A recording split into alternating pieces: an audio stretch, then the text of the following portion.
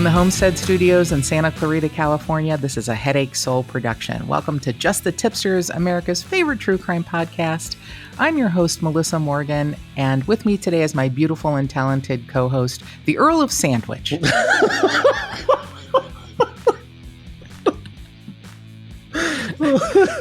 Oh, boy.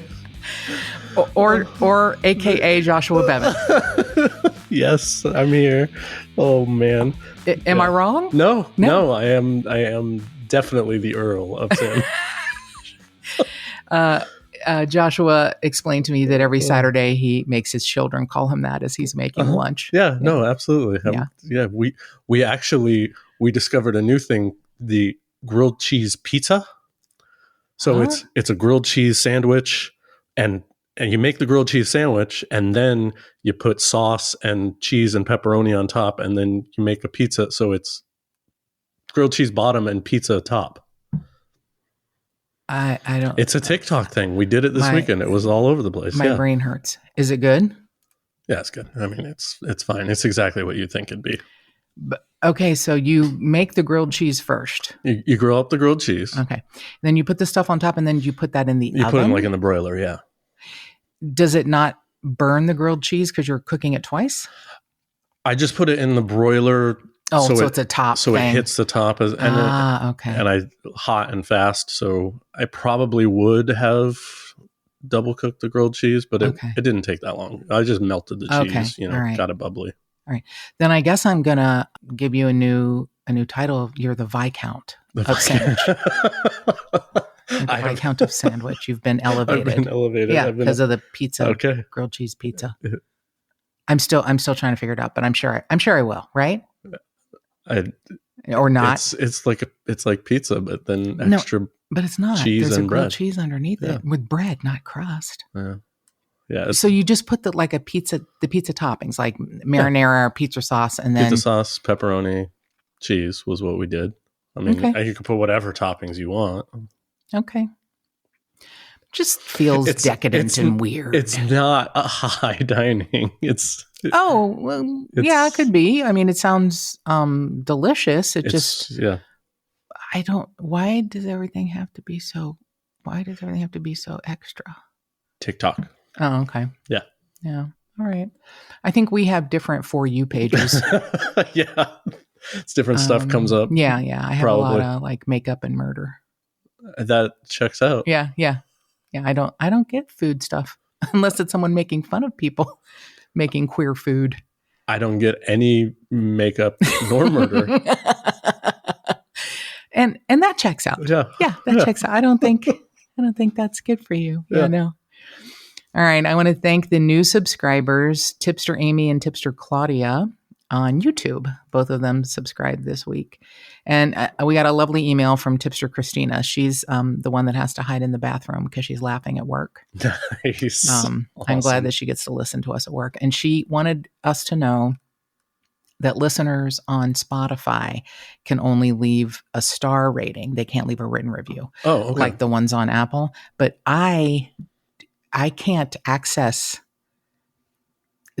any of the ratings, even though I have a Spotify account or whatever. I don't. I pay for it every month and all that. Yeah.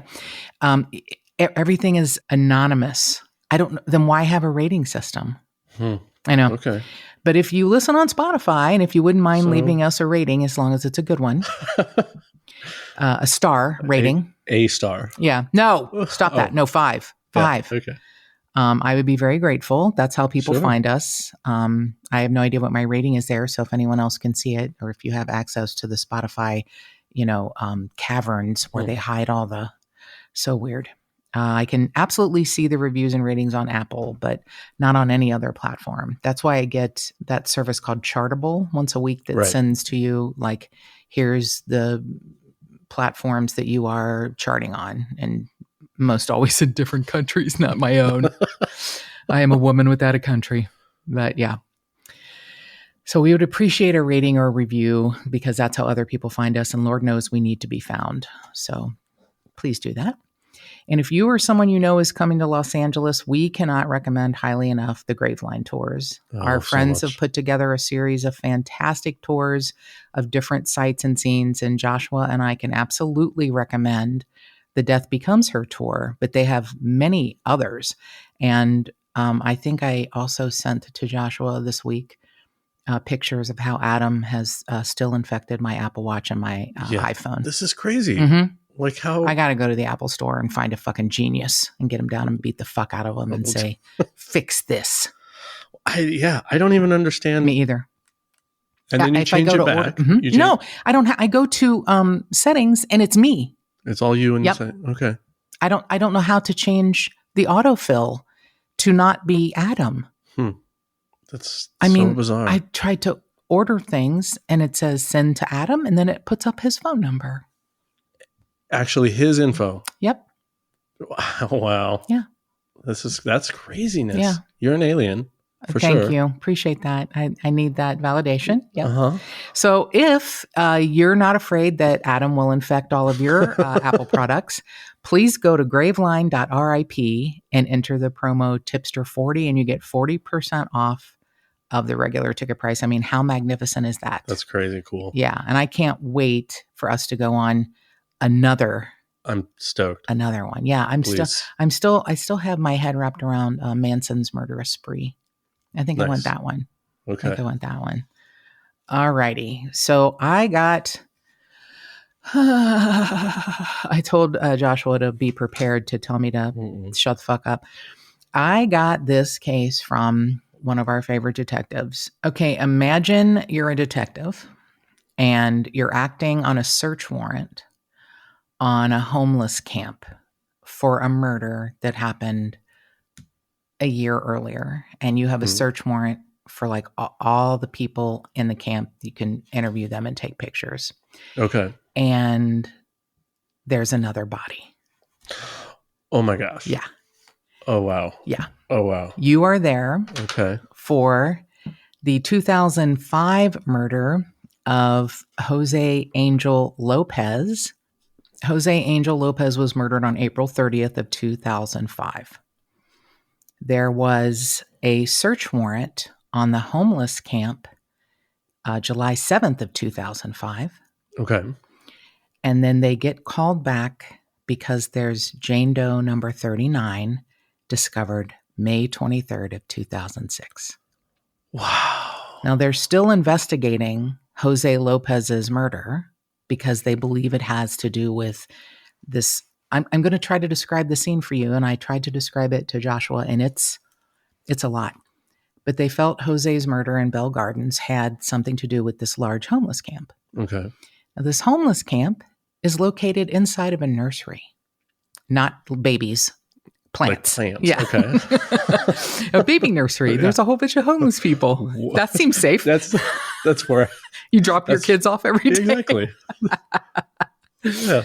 I just find this so fascinating. It was the Garrido nursery. Okay. Now, one of the homeless people purportedly provided security. Wink, wink, nudge, nudge. Security for the so nobody's stealing plants. Yeah. Okay. Except there's a bunch of homeless people that live there. Okay. And I'm trying to pick up what I can, but it sounds like it became its own city. Wow. There were like put together structures, tents, hard to call them houses, but like sheds, etc. A street down the middle. Wow. Yeah. Okay. Yeah. And there were certain people, it's like, the mafia, or I guess like any kind of gang. There's certain people who are higher up, right. who sure, who to go to, who you can get your drugs from, okay, etc. So we're going to call her Jane Doe number 39, but I also just want to start calling her name, which is Stephanie. She's okay. Stephanie Quezada. And she was a beautiful young girl that didn't have to have this sort of an outcome. This is, and it's still unsolved, sort of. We'll get to that a little later. Oh, wow. Okay. So on May 23rd of 2006, homicide investigators Rich Lopez and Bill Cotter are assigned to investigate the murder of Jane Doe. Jane Doe was discovered in a shallow grave located in the Garrido Nursery located on Firestone Boulevard in the city of Southgate. What had happened was the caretaker's dog was paying a lot of attention to a mound of dirt. Okay. And the caretaker went to investigate and discovered a victim in a shallow grave. There was a large piece of plywood over top of it. So the caretaker called the Southgate PD, and then they called LA County Sheriff's Homicide Bureau. Got it. So they collect her remains. She had suffered a single gunshot wound to the head. This is where ballistics come into play, and I don't know a lot about that, but it's pretty well explained. During the autopsy, there is an expanded bullet recovered from her skull. The bullet entered the right frontal area of the skull, and it traveled downward. There was no sooting or stippling, which is interesting because I don't know how close you'd have to be. If it's a .22, you'd have to be pretty close, I would think, right? To enter through one side of the skull, yeah, probably. Yeah. I mean, it's not that big. Right. So that's what she said. Methamphetamine was found in her system. I'm sorry. You opened that up and I stepped right in. I'm a terrible 12-year-old boy. Tell me more how this girl died. Inappropriate warning. She did have methamphetamine in her system, but definitely not enough that would have caused that sort of damage. But the bullet was a .22 caliber, and it's badly mutilated and damaged. And there's, it's hard to pin that down because there's lots of firearms manufactured with that kind of characteristic. Okay. Ballistics said it was like, 6 turns, to the, like in a right spiral, the bullet. But it came from a gun with very similar characteristics to many other guns. Got it. Along with the items found near her is a homemade key ring, a plaid blanket, a square head shovel with a metal handle, and a California driver's license in the name of Laura Encarnacion. That is a red herring. It's a California driver's license of a woman whose license was stolen by her sister. Okay, so just a stolen license that ended up... It's not Laura, right. But it ties Laura's sister to this, and Laura's sister is a woman named Gabby. Got it. So I already warned Joshua, you're going to hear a lot of names, and I have edited out quite a bit of this, but it's very layered, and I'm going to hope it's easy enough to follow along. I hope. Okay. I'll try. I will give you a spoiler alert. Gabby stole her sister's California driver's license, and it happened to be found near the body of Stephanie Quezada. Okay. So, and Gabby is another person living in this camp? Yes. Okay, got it. And Gabby has some clout because Gabby's family connections and supplying drugs to others. Oh, okay. Yes. So, of course, as an investigator, you go to Laura's home, and she's there. So, and she said, oh, you know what? My sister stole my license. Sure. So Jane Doe number 39 was between 18 and 23 years old, female, white or Hispanic, 5'6" to 5'7", and had experienced one or more childbirths. So they, show up at Laura Encarnacion's house, and she's like, oh yeah, no, I'm here. And my sister, Gabby Romero, stole my license. They had seen her, the family had seen Gabby 2 weeks earlier. So Detective Lopez remembered that he had a conversation with Gabby, and Detective Lopez remembered that he had a conversation with Gabby Romero about the murder of Jose Angel Lopez. And then here he is with another piece of information that ties her to the murder of Stephanie Quezada. Okay. So on the same day that she's discovered, Detective Lopez locates Gabby Romero, and she goes, oh yeah, I'm homeless and I stole my sister's driver's license. I guess I lost that license when I was living in the homeless encampment in the nursery. Okay. and these are dated, by the way, so we can hopefully keep the dates straight so you can see in a linear fashion. What I'm reading from is an overview that the detectives wrote to try and get the district attorney to press charges. Okay. And I feel like it was a real sad state of affairs that there were never charges. That's what I was going to say. You said it was unsolved, so it is. Never actually got a DA to do it. Okay. That's one of the things we're hoping to get done. All right. Okay, so on June 26th of 2006, the investigators interview Gilbert Gutierrez. He lived in a camper shell. He was allowed to live there at the nursery because he provided night security. He told the investigators that he didn't know Jane Doe number 39, which I'm going to keep calling her Stephanie, but he'd heard rumors from some of the homeless people who lived there. The rumors were that two individuals forced Stephanie into having sex. They raped her. And the names of those individuals are Mario and Wicked. The rumor was that the victim was brought to the camp by Gabby in order to perform a three-way with Gabby and Mario and Wicked, and she refused and was raped and killed. Jeez. Yeah. The search warrant that was served on the homeless encampment in 2006 was there. They were supposed to be looking at the murder of Jose Lopez in the city of Bell. The search warrant enabled them to take pictures and interview anyone who was at the camp. And there was probable cause to arrest Mario and Jose, who was Wicked, for the murder of Jose Angel Lopez. So in my mind, these two men have probably been involved in more murders. Multiple murders. Mm-hmm. Okay. So during the investigation of Jose Lopez, a bullet was recovered from him at the time of his autopsy, and it was determined to be a .22 caliber with 6 lands and grooves with a right twist.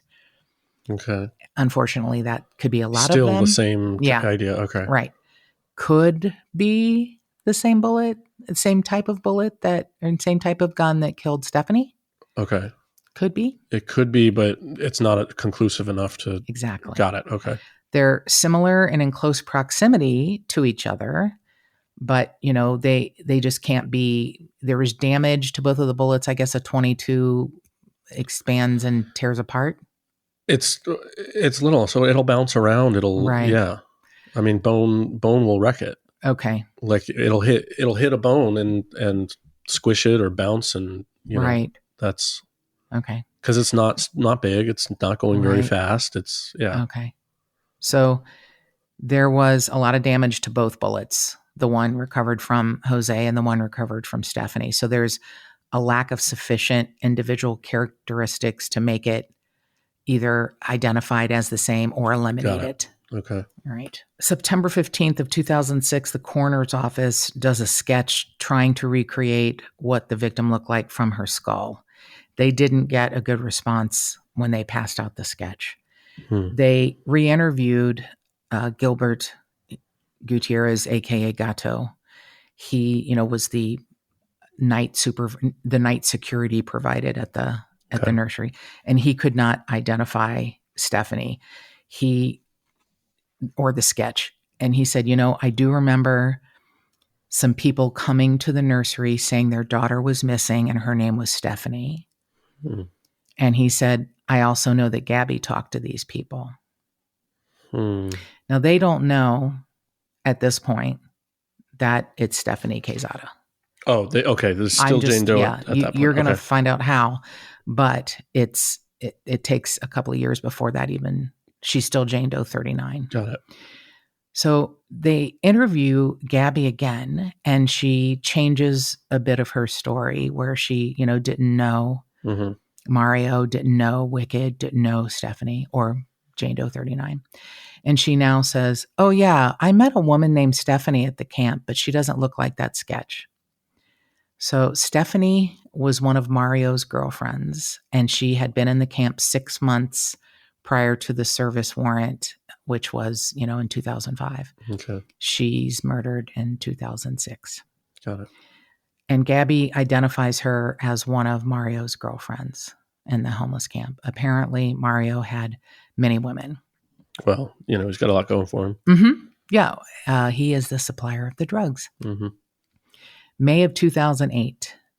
And I want to try and give you the important details, even though all of them are important, because I want you to see what investigators go through in trying to solve a case. Sure. It's now 2008, and the National Center for Abused and Missing Children does a sketch, an additional sketch, and they don't get any, they distribute it to the public. They don't get any calls. In that month, they also are on our local Fox News, Channel 11, and Tony Valdez, a veteran reporter who does an amazing job, has a show called LA's Most Wanted. And her sketch was profiled there, and they were hoping to find anyone who could help them. So now a month later, in June of 2008, here's where things start to gel. Okay. This is also going to lead us to the next episode. Okay. Because it's connected. Okay. There's a cliffhanger for next week? Maybe. Cool. Maybe. All right. So Detective Lopez and Detective Smith attend a city council meeting in the city of Bell Gardens. This is the kind of shit that they do to try and find out who their victim is. During the meeting, they asked for the city's help in identifying Jane Doe. One Councilman Crespo, contacted them after the meeting, and he said, you know what? There's a family in my constituency who has a missing daughter, and she fits the description of Jane Doe. Okay. Now, what's going to happen next week is we're going to investigate the murder of Councilman Crespo. Oh. Whoa. Okay. Yeah. Oh, wow. Yeah. So a few days later, in June of 2008, Councilman Crespo puts the investigators in touch with Maria Quezada. She said that her daughter Stephanie had been reported missing in June of 2005. And the last time she saw her daughter, she was in the company of a man whose first name was Mario. And they were both riding on Stephanie's bicycle. The investigators showed Maria a photo of Mario, and she said, I think that's the man who was with Stephanie on the last day I saw her alive. They did show her photographs of the Jane Doe's clothing, and she didn't recognize that. They also talked to her sister, Beatrice, and she said, I recognize those earrings. Oh, wow. Yeah. I didn't recognize the clothing, but I do recognize those earrings. Those are Stephanie's. So at that point, they collect DNA from Maria and her husband, Carlos. And the DNA proves that it's their daughter, Stephanie. Cool. Mm-hmm. So it's, 2 years later. Wow. Yeah. Before they can even identify who it is. In the meantime, they're, distributing flyers of a Jane Doe. Yeah, They're going on television. They're going to council meetings, and those are not held in the middle of the day during a workday. Right. They go above and beyond. Yeah. That's, yeah. The family says, we did not think that Jane Doe was Stephanie because there's all these rumors of seeing Stephanie in the city of Bell Gardens. And it's heartbreaking when someone, I've come up against this a couple times this week, and it breaks my heart when police say, oh, she's a runaway, especially someone who's underage. And it turns out she's not a runaway. She's been murdered. That doesn't apply here because Stephanie is an adult. Mm-hmm. But when people say shit like, oh, I saw her in Bell Gardens. When you live on the street, when you have a substance abuse issue, an addiction, it's hard to keep track of you. And people say shit and people believe it. Yeah. And I'm sure her family wanted to hold on to something saying that she was still alive. Mm. So a few days after that, later in June of 2008, they re-interview Gabby Romero. And she looks at a new sketch and a DMV photograph of Stephanie. And she's like, no, I don't recognize her. No, she doesn't know. Still. Okay. Yeah. So they're like, you know what? We think you're lying. Mm-hmm. Your statements are inconsistent. Yeah. So eventually Gabby says, you know what? I heard there was a rumor Oh boy. that someone had been shot, but it was an accident. Oh boy. I heard that rumor from Mario. Mm-hmm. And I want you to know that the information of how Jane Doe number 39 had been murdered had been held back. She was shot. Oh, okay. So they did a little tricky thing about it's common to hold back the manner of death. Yeah, sure. Or the manner of death, whether it's strangulation or beating or yeah. Okay. So Gabby knew, Got hey, somebody got accidentally shot. Mm-hmm. She said Mario told her it had been an accident. And she said she asked Mario, did you shoot Stephanie? And he didn't answer her. Mm. He also didn't elaborate on how it was an accident. We accidentally shot her while we were raping her? Like, accidentally shot her in the head while raping her. Yeah. So Gabby did tell them that Mario and Jose Perez, there's lots of Jose's, that's why I only call him Wicked. Okay. He's Wicked. They're the main guys in the camp. Right. She said she believes that Jose was involved in the shooting of Stephanie. And she did identify a photograph of Jose. Okay. Yeah. So at this point, 2 years later, Mario and Wicked, they're still living there or they're still hanging out? Okay. Yep. Okay. Yep. So on the same day, June 13th of 2008, the investigators interview Stephanie's cousin, Mercy, and she explained that around the same time Stephanie disappeared, she and Stephanie were homeless. They became close until Stephanie met a guy named Mario. Mm-hmm. She recalled the last time she talked to Stephanie was on her cell phone, and Stephanie was in a panic. Stephanie explained she owed $50 and they were going to kill her. Mercy could not recall the date or the time of that phone call, but she said Stephanie sounded very scared. Wow. She told the investigators that she heard a lot of rumors as to what happened to Stephanie. She didn't believe that Stephanie was dead because she'd heard all these other people talking about Stephanie being in Bell Gardens, being seen in Bell Gardens. There, yeah. Mercy did remember that she went to the nursery with Maria, Stephanie's mother, to look for Stephanie. And they had a brief conversation with Gabby. And she explained to Gabby Stephanie was her cousin. And then Gabby stopped talking to her. Oh, wow. Right. So Gilbert Gutierrez, a.k.a. Gato, is now in Corcoran State Prison. I guess he didn't do a very good job of providing security. Okay. I'm telling you, there's so many people and so much shit. The layers are fucking deep here. I'm trying so hard. Wait, why? He's in prison for something completely unrelated? Yes. Okay. All of this is, at this point, hearsay because the investigators are interviewing all of these people from this camp, and there's a lot of them. Mm-hmm. So what they got from that interview is that after Stephanie had been raped, she said she was going to call the police. Okay. So she was shot after saying she would call the police. God. It's, rumored that Mario and Wicked and another individual exited the shelter with the victim, and they dragged her to a part of the nursery and buried her. After they had shot her, so with her body. Okay. Yep. Yeah.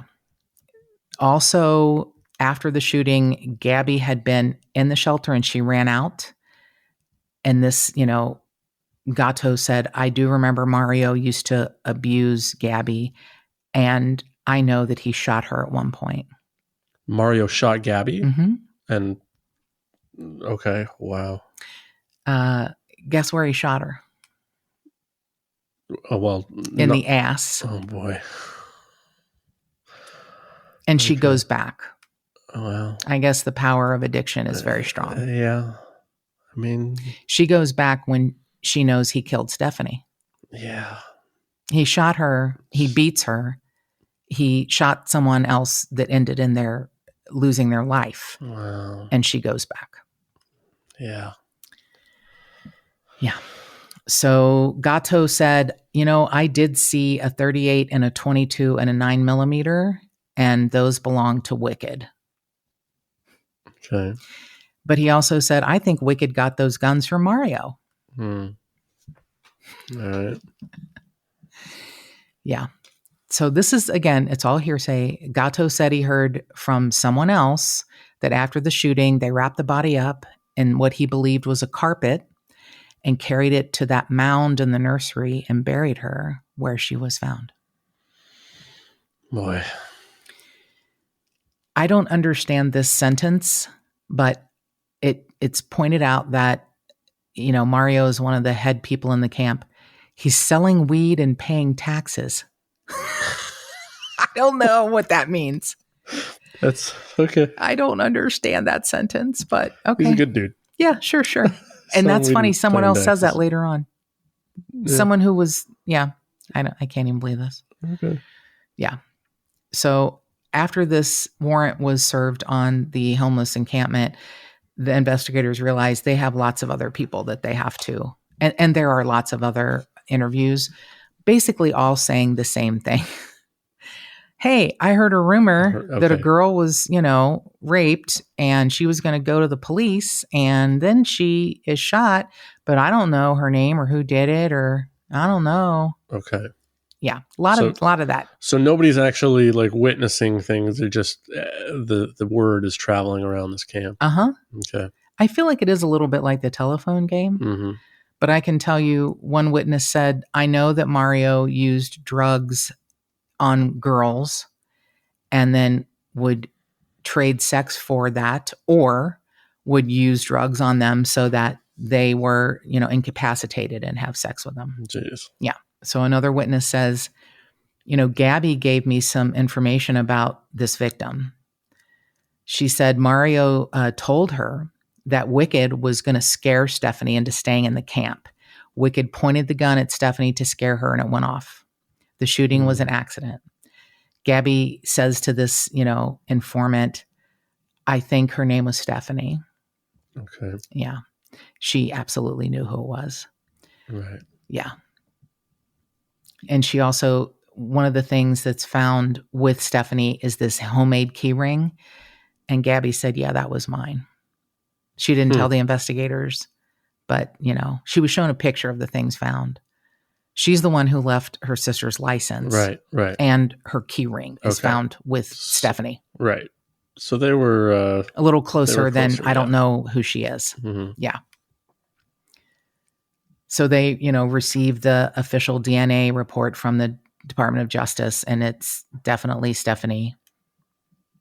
So this Mario sold meth and tried to have sex with girls when they were strung out. Another witness said that when Mario was refused sex, he would beat women, but that this person said, I don't have any specifics. I don't have any names. So Mario had a series of girlfriends, usually more than one. The first that anyone remembers him being with was a woman named Wendy, and then he's with Gabby. Oh, okay. And then he's with Stephanie. Now, after Stephanie disappears, Gabby gets back with him. Yeah. Yeah. Mm-hmm. So Wendy, the first girlfriend, they track her down in 2009. And she said, oh, yeah, that's Mario. And she said, he's a good guy. Oh, okay.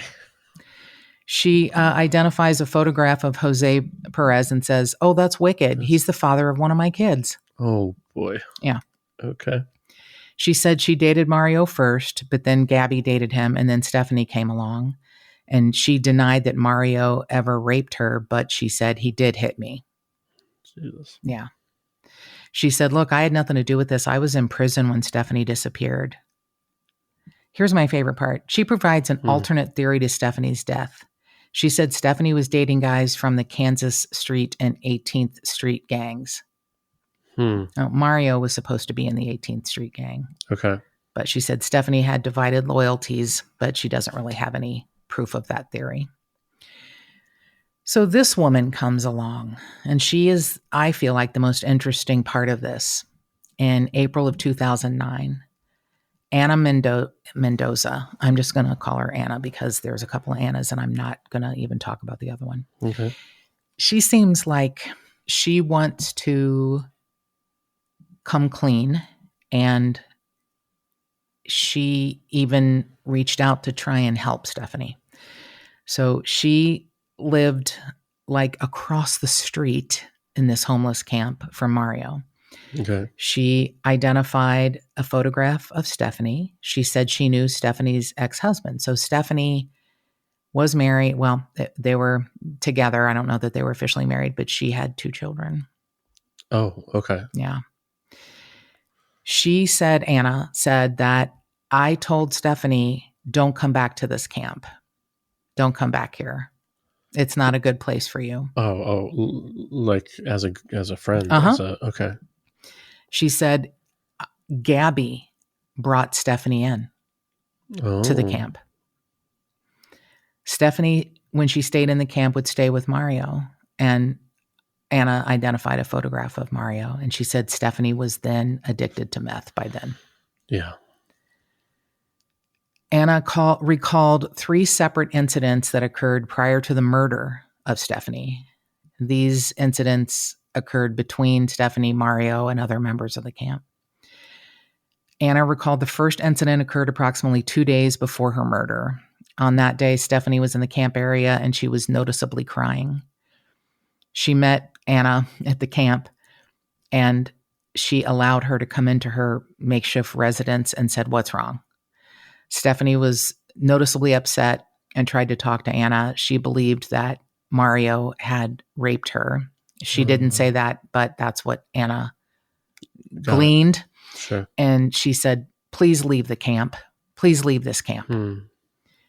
She recalled that she left and went to the store and then came back and Stephanie was gone. And Mario was very, very angry at her at that point.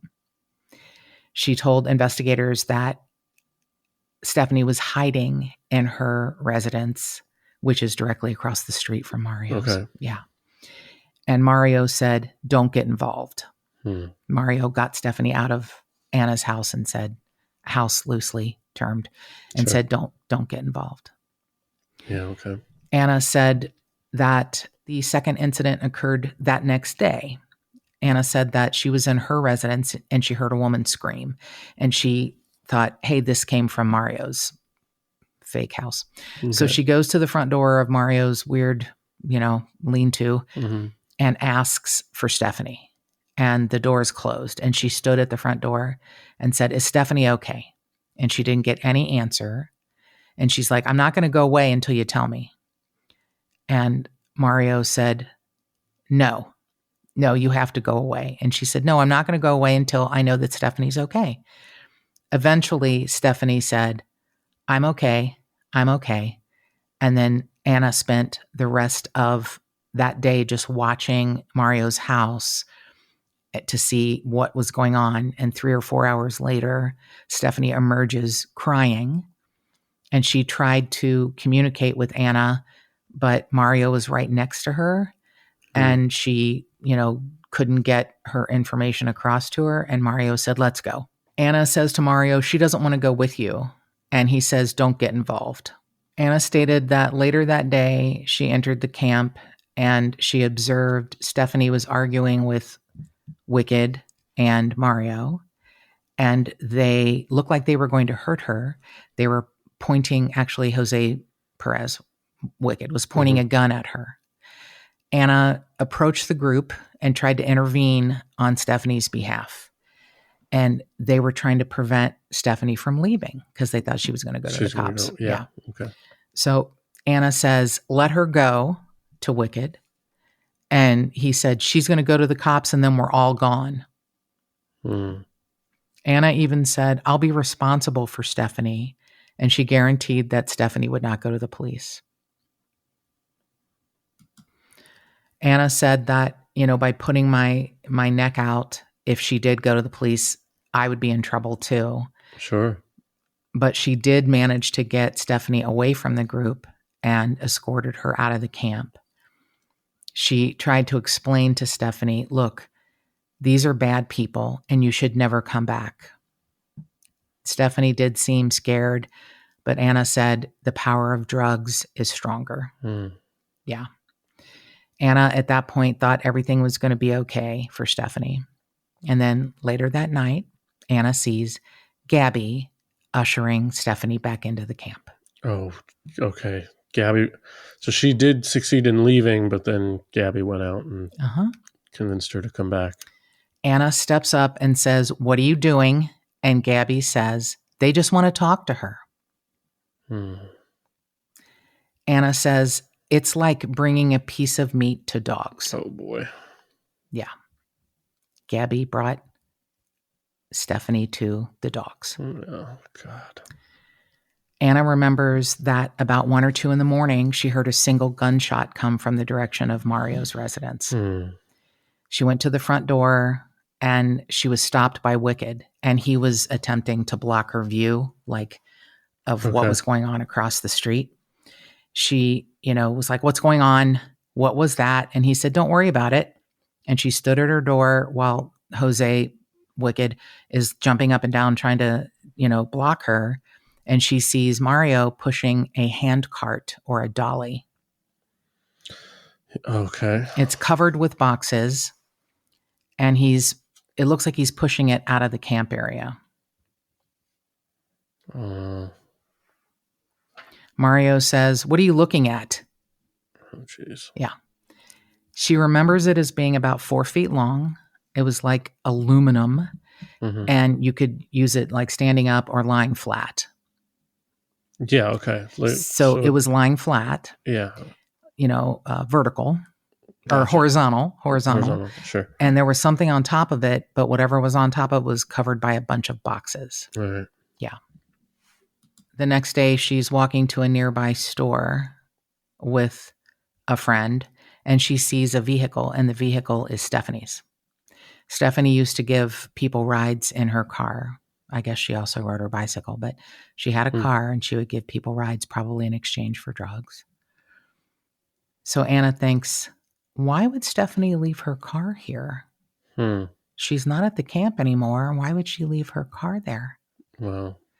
So a week later, the car is still parked there. And she says to Mario, "Hey, have you seen Stephanie?" And he says, "No. She left that one night." And Anna says, "Oh, why is her car still there?" And he says, "What car?" Oh, geez. "Where is it?" So she tells him where it is, and it may have been towed by the police department. She's not sure, but it's gone. It's gone. Yeah. Yeah. At one point, Anna says that she was under a bridge in the city of Cudahy riding her bike, and Mario stepped out and tried to stop her and was waving a .22 caliber pistol at her. She said that he always had a .22 caliber pistol with him. Yeah. She said that she remembered that Jose Perez, aka Wicked, had a .38 caliber revolver. So the investigator said to Anna, "We heard there's a rumor that Stephanie owed money for drugs."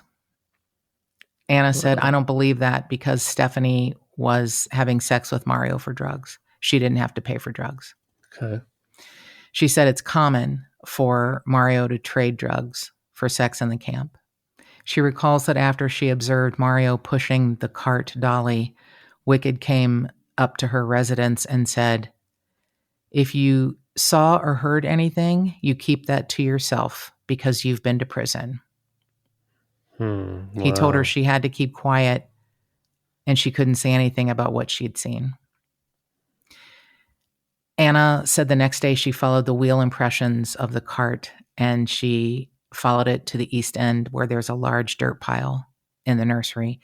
She said that is exactly where Stephanie was eventually discovered. And she observed what she believed were bloodstains inside the wheel of the cart dolly. Oh, so blood had dripped down. Okay.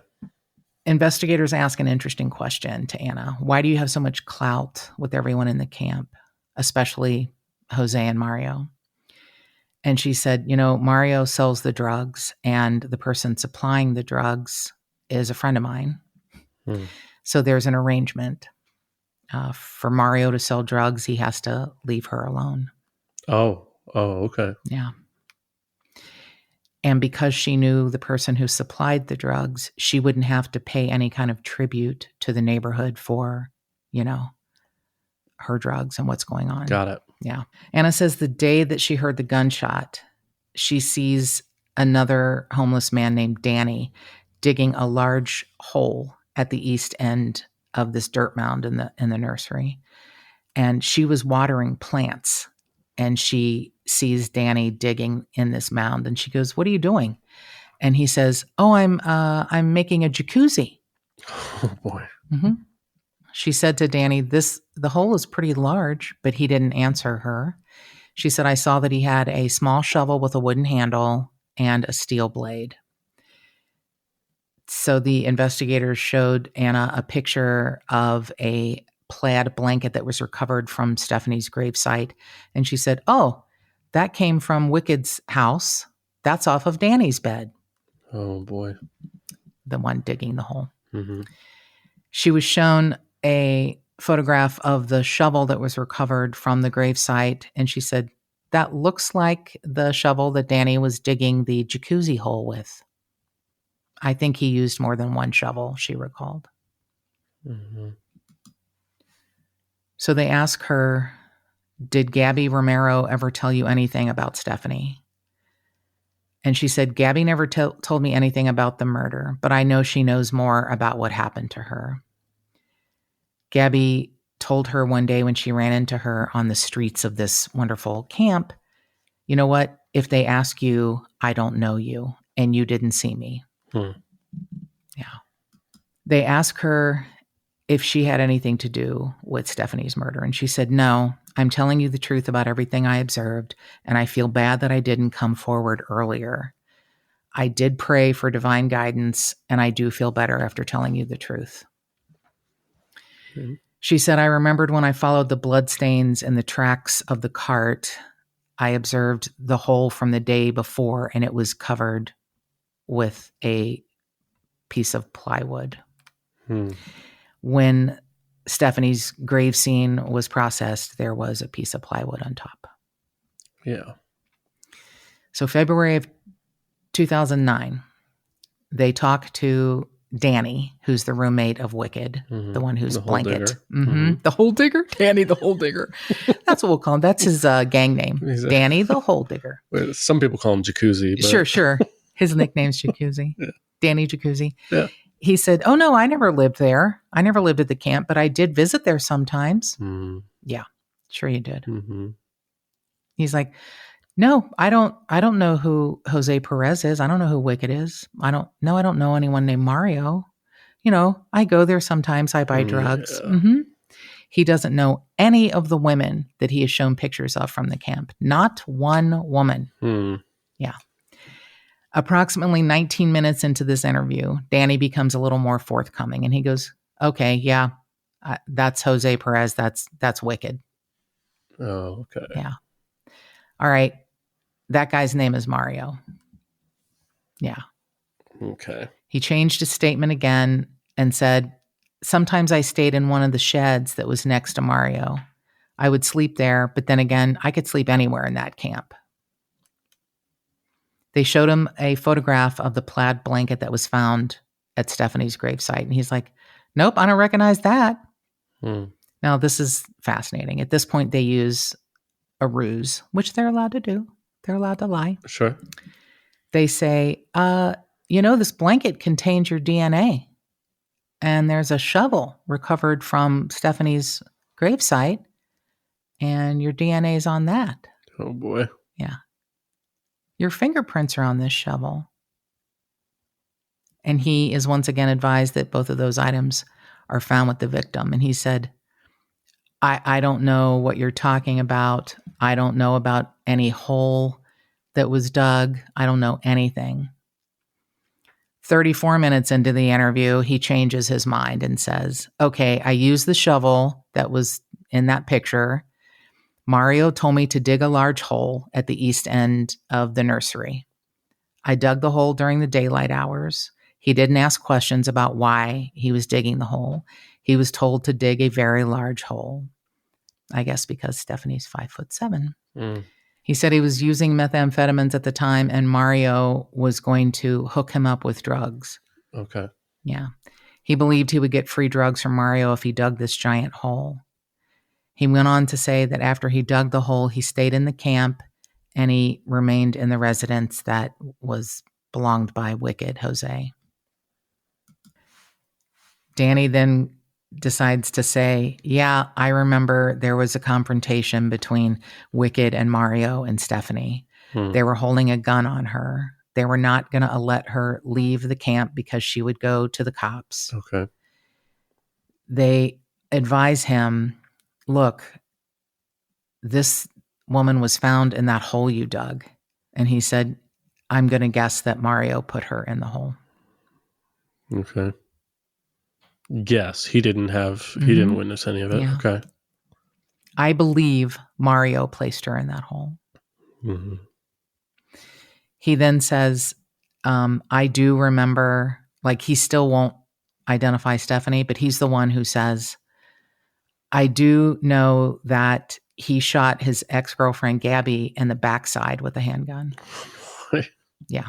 Jacuzzi Danny is asked if he buried the victim, and he denied helping bury her. He said that I did observe Mario taking something out of the camp in a makeshift dolly. Mm-hmm. Yeah. He said, I observed Mario moving a large item on a cart or dolly that had wheels. That was at night, and I had dug the hole during the day. Danny said, I couldn't tell anyone I dug the hole because if anyone found out I dug the hole, they would think I committed the crime. Okay. I just wanted to leave this entire subject alone. Sure. But as soon as they came by to interview him, he goes, I know why you're here. Mm-hmm. They asked him, why do you think they killed her? And he said, I don't know, but I do know Mario used to string girls out on meth and then rape them or have sex with them. He went on to say Mario's house was always full of girls getting high. He recalled that Mario would fight with Gabby, and then she would leave, and then she would come back. He was very adept at striking his victims. He did say that when he saw Stephanie, that she always looked drunk or high. They asked him if he, on the day that he dug the hole, if he saw Mario get into a fight with Stephanie, and did he try to stop her from leaving the camp? And he says, I don't remember. They feel like he's not being completely truthful with them. Danny finally says, you know what? Mario killed her. I was present when she was killed. Oh. She was sitting down and Mario shot her. He said he doesn't know if she was facing Mario or away from Mario, but this happened in Mario's house. Mm-hmm. He said he was there, Mario was there, Jose Perez, and he said he doesn't know why they shot her. Danny said he went to Mario's house to get drugs, and he stood by the front door and he saw Mario holding a gun on Stephanie. Shortly after that, he hears the shot come from inside, and Wicked told him to go back to his own house. Danny followed those instructions and went back to his own house, and then he became very paranoid. No. He then changed his statement and said, I didn't actually see the gun in Mario's hand. I think it might have been in Wicked's hand. Oh, boy. Yeah.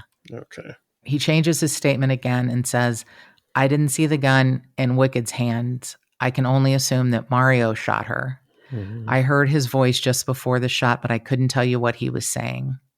And he then changes his statement again and says, I don't know that she was in that house.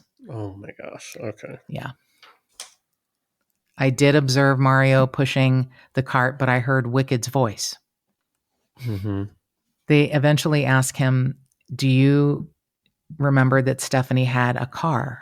And he said, I do remember that she had a car. She gave me a ride a month prior to her going missing. He described the car as being blue in color and in fair condition. He didn't know the make or the model, and he didn't know where she parked it. But he said, this is absolutely the truth, which I'm sure is hard to believe because nothing he said before all then. The others. Yeah. They finally realize they're not going to get everything from him, but they already have gotten a lot, whether it can be, proven or not. They say, look, you might be called to court to testify. And he says, oh, you know what? I don't recall anything else. Oh, boy. So they terminate the interview. In March of 2009, they interview Stephanie's ex, Thomas Omar Sosa. He lives in Bell Gardens. He had actually stayed with Stephanie's parents at some point. They had a child together, a 6-year-old named Jonathan. He said he broke up with Stephanie when he found out that she was pregnant by someone else, and she has a daughter named Marcella. And those are more victims in this case, those kids without their mom. Mm-hmm. Yeah. Yeah. So the investigators end up finding Jose Perez Wicked at the California Correctional Center, and they interview him in March of 2009. They show him some pictures, and he's like, oh, yeah, that girl might have been Mario's girlfriend, but I don't remember seeing her at the camp. They ask him, can we ask you some questions about her? And he goes, sure. He said he remembered the camp. He said he would occasionally stay there with some friends. Occasionally. Mm-hmm. He said he didn't live there, but he would stay there once in a while. And sometimes he would go there to rest. Mm-hmm.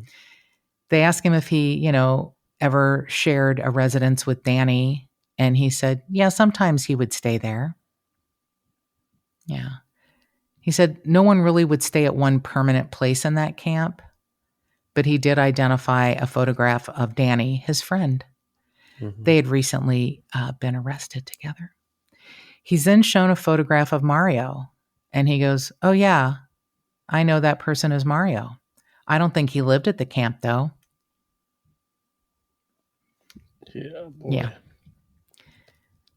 So they ask him if he knows Gatto, who was the security, and he goes, I don't recognize that name. And then they show him a picture. Oh, yeah, he used to provide security at the nursery. Mm-hmm.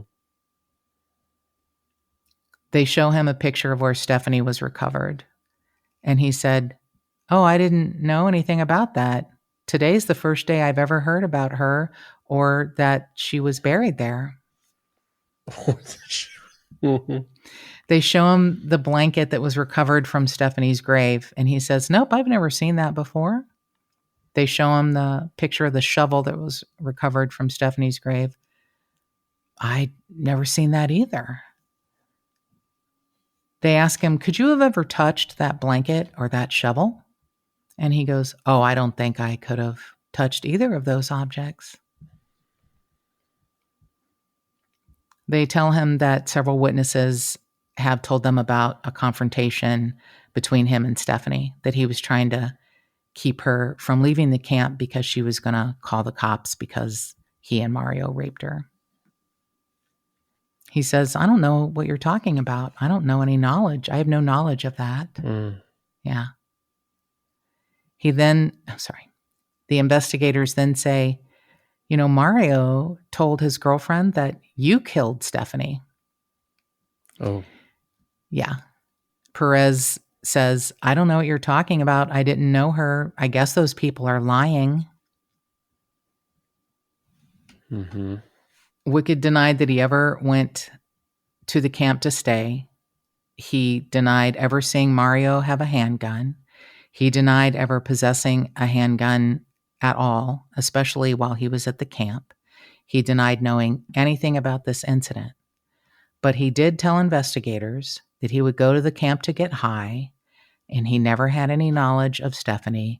But he did say Mario's wife showed up at the camp with their sons and tried to get him to leave. Wicked once again tells investigators, I don't know anything about the murder. I know nothing about the murder of Jose Lopez. I sort of knew who he was, but I don't know anything about his murder or Stephanie's murder. And now I think I'm done talking. And the interview is terminated. There's not enough DNA evidence recovered from Stephanie because of her decomposed state. And there's not enough evidence to prove who killed Jose Lopez. So what we are asking is if anyone within the sound of my voice knows anything about this case, If you think Mario is falsely accused, we know that his family still lives in the area. He is apparently in Mexico, but his family still lives here. If you think Wicked did it, if you know anything, if you think that Mario needs to be defended, please call the LA County Sheriff's Department Homicide Bureau at 323-890-5500. That's 323-890-5500, and more cowbell.